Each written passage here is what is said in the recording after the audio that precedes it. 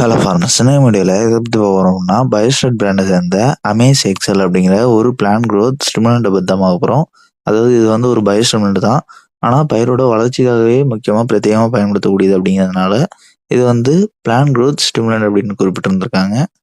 First இதில் என்னென்ன technology இருக்குது அப்படின்னு பார்க்கும்போது சீவீட் எக்ஸ்ட்ராக்ட், அதாவது கடல் தாவரத்துலேருந்து பிரிச்செடுக்கப்பட்ட சாறு அண்ட் 6 விதமான அமினோ ஆசிட்ஸ் இருக்குது.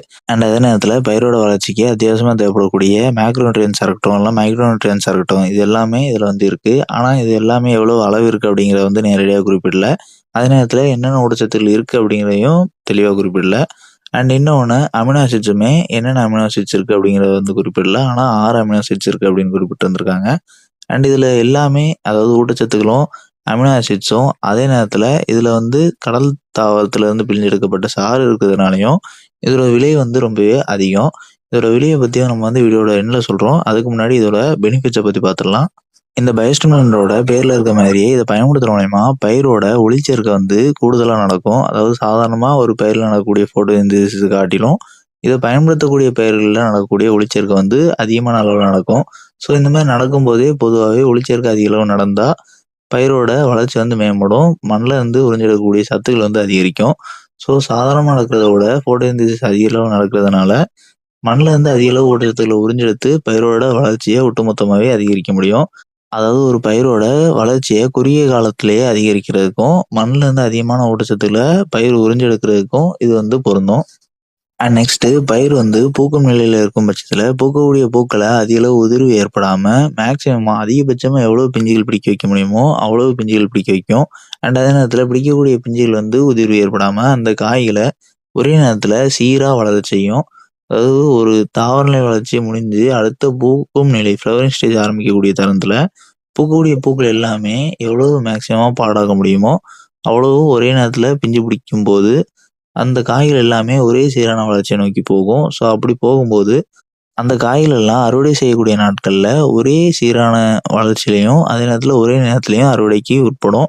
ஸோ இந்த பயோஸ்டிமுலண்ட் வந்து ஒரு பயிரோட எண்ட் டு எண்ட் ப்ராசஸ் வர முழுமையாக பங்களிக்குது அப்படின்னு நம்ம குறிப்பிடலாம். அதாவது தாவர நிலை வளர்ச்சியில் பயன்படுத்தினாலும் சரி, இல்லைனா பூக்கும் நிலையில் பயன்படுத்தினாலும் சரி, நம்ம பயன்படுத்திய பயிருக்கு அந்த பயிரோட பூக்கும் நிலையில் பூக்கக்கூடிய பூக்கள் அதிக அளவு உதிர்வு ஏற்படாமல் அதிக அளவு பிஞ்சுகள் பிடிச்சு அந்த பிஞ்சுகள் எல்லாமே ஒரே சீராக வளர செஞ்சு அதே நேரத்தில் அறுவடையை மேற்கொள்கிற நாட்களையும் ஒரே சீரான அறுவடையை கொண்டு வரும் இந்த அமேஸ் எக்ஸல் பயோஸ்டிமுலண்ட் வந்து. அண்ட் நெக்ஸ்ட் இதில் இருக்கக்கூடிய பயோஸ்டிமுலண்ட்டும் அமினோ ஆசிட்ஸும் பயிரோட ஒவ்வொரு நிலை வளர்ச்சியிலையுமே நம்ம பயன்படுத்தும் போது பயிரோட வளர்ச்சியை ரொம்பவே ஊக்குவிக்கும். குறிப்பிட்டு சொல்லலாம் அப்படின்னா நம்ம ஒரு ஆரம்ப நிலை தாவர நிலை வளர்ச்சியிலேயே இந்த அமேஸ் எக்ஸல் பயோஸ்டிமுலண்ட்டை பயன்படுத்தும் போது அந்த பயிரோட தாவர நிலை வளர்ச்சியை ரொம்பவே ஊக்கப்படுத்துறதுக்கு வழிவகுக்கும். அப்படின்னா அதிகமான பக்க கிளைகள் தூண்டிவிடப்பட்டு செடியே ஒரு விரிவடைந்த நிலையில் அதிகமான பூக்கும் கோப்புகள் உற்பத்தி ஆகிறதுக்கான கோப்புகள் வந்து ஏற்படும். ஸோ இதுவே நம்ம வந்து ஃப்ளவரிங் ஸ்டேஜில் பூக்கள்லாம் எடுத்த பிறகு பயன்படுத்துகிறோம் அப்படின்னா நம்ம சொன்ன மாதிரி பூக்கள் உதிர்வு குறைத்து அதிகமான காய்களை பிடிக்க வைக்கும். அண்ட் ஒருவேளை நம்ம வந்து பிஞ்சுகள் பிடிச்சிருக்கக்கூடிய நேரத்தில், அதாவது இப்போ தான் பூஞ்சுற்று முழுமையாக முடிந்து பிஞ்சுகள் எல்லாம் பிடித்திருக்கக்கூடிய சூழலில் நம்ம பயன்படுத்தும் பட்சத்தில் அந்த காய்கள் எல்லாம் ஒரே சீரான வளர்ச்சி நோக்கி வளர்கிறதுக்கான வழிவகுக்கும். அண்ட் ஒருவேளை நீங்கள் வந்து காய்கள் பறிக்கக்கூடிய தருணத்துக்கு ஒரு 10 நாட்களுக்கு முன்னாடி இதை பயன்படுத்துறீங்க எந்த ஒரு பழகை பயிருக்கும் அப்படிங்கிற பட்சத்தில் அந்த காய்களை பறித்த பிறகு நம்ம வந்து ஸ்டோர் பண்ணி வச்சிருக்கும் போது அந்த காய்கள் அதிக நாட்கள், அதாவது ஒரு நீண்ட நாட்கள் வாடாமல் அதோட தன்மையை முழுமையாக தக்க வச்சுக்கிறதுக்கான வழிவகுக்கும். பொதுவாகவே குடோனில் ஸ்டோர் பண்ணக்கூடிய ஃப்ரூட்ஸ் எல்லாமே நிழலில் தான் இருக்கும், அதே நேரத்தில் ஏர் சர்க்குலேஷன் இருக்கக்கூடிய சூழலில் தான் இருக்கும். ஸோ அந்த மாதிரி இருக்கும்போது சுலபமாக வாடாமல் இருக்கிறதுக்கு இது வழிவகுக்கிறதுனால நீண்ட நாட்கள் நம்ம காய்கறிகளையும் பழங்களையும் ஸ்டோர் பண்ணி வச்சுக்கலாம். ஸோ இதன் மூலயமா இதை வந்து நம்ம ஒரு போஸ்ட் ஹார்வெஸ்ட் குவாலிட்டி ப்ரொடெக்டர் அப்படின்னு நம்ம வந்து குறிப்பிடலாம். அதாவது அறுவடை செய்த மகசூலோட தன்மையை பாதுகாப்பான் அப்படின்னு வந்து அர்த்தம். அதாவது இந்த அமேஸ் எக்ஸல் பயன்படுத்துகிற மூலயமா அறுவடை செய்திருக்கக்கூடிய மகசூலோட தரத்தை இது கெடாமல் நீண்ட நாட்கள் பாதுகாக்கிற மூலயமா இது வந்து ஒரு ப்ரொடெக்டண்டாக ஆக்ட் ஆகுது. அதாவது போஸ்ட் ஹார்வெஸ்ட் ப்ரொடெக்டண்டாக ஆக்ட் ஆகுது நம்ம குறிப்பிடலாம். அண்ட் நெக்ஸ்ட் இதை பயன்படுத்துகிற மூலயமா பயிரோட ஒவ்வொரு நிலை வளர்ச்சியுமே ஊக்கப்பட்டு வளர்றதுனால ஹீட் ஸ்ட்ரெஸ் ஏற்பட்டுச்சுனாலோ இல்லைனா அதீத வறட்சி ஏற்பட்டுச்சுனாலோ சுலபமாக பயிர் வந்து வாடுற நிலைக்கு போகாமல் அந்த ஸ்ட்ரெஸ்ஸை தாங்கிறதுக்கும் அதே நேரத்தில் ஒருவேளை அந்த ஸ்ட்ரெஸ்ஸுக்கு உட்பட்டு இருந்ததுன்னா அதுலேருந்து சுலபமாக மீண்டெழுறதுக்கான தன்மையை பயிருக்கு கொடுக்கும். அண்ட் நெக்ஸ்ட் இது ஒரு டோசேன்னு பார்க்கும்போது 1 லிட்டர் தண்ணிக்கு 2 ml அப்படிங்கிற விதத்தில் பயன்படுத்தினா போதும். இதற்கு மேற்கொண்டு கூடுதலாக பயன்படுத்தணுங்கிற அவசியம் கிடையாது. அண்ட் அதே நேரத்தில் இதை வந்து நம்ம பயிரோட எல்லா நிலையிலையும் பயன்படுத்தலாம்.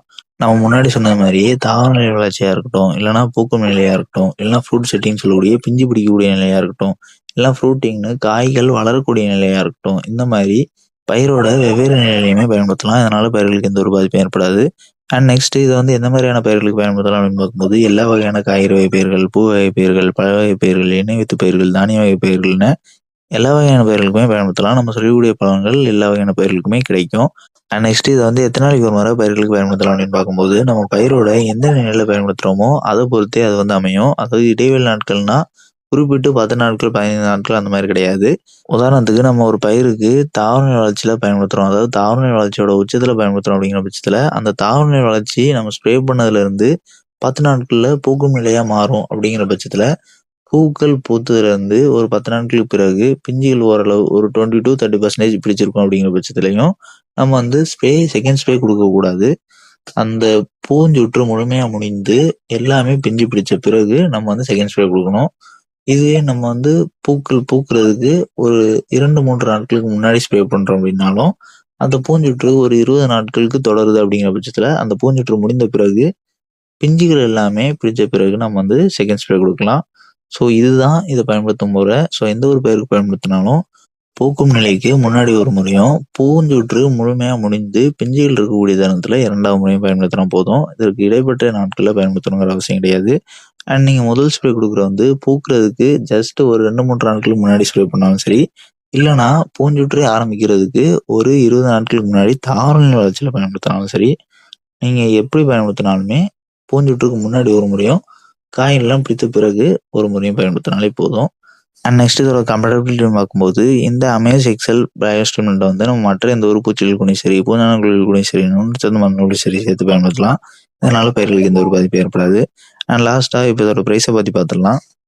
இந்த அமேஸ் எக்ஸல் பயோஸ்டிமுலண்டோட ப்ரைஸ்ன்னு பார்க்கும்போது 1 லிட்டரோட ப்ரைஸ் வந்து 2100 2200 விலையில் ஸ்டோர் அவைலபிளாக இருக்குது.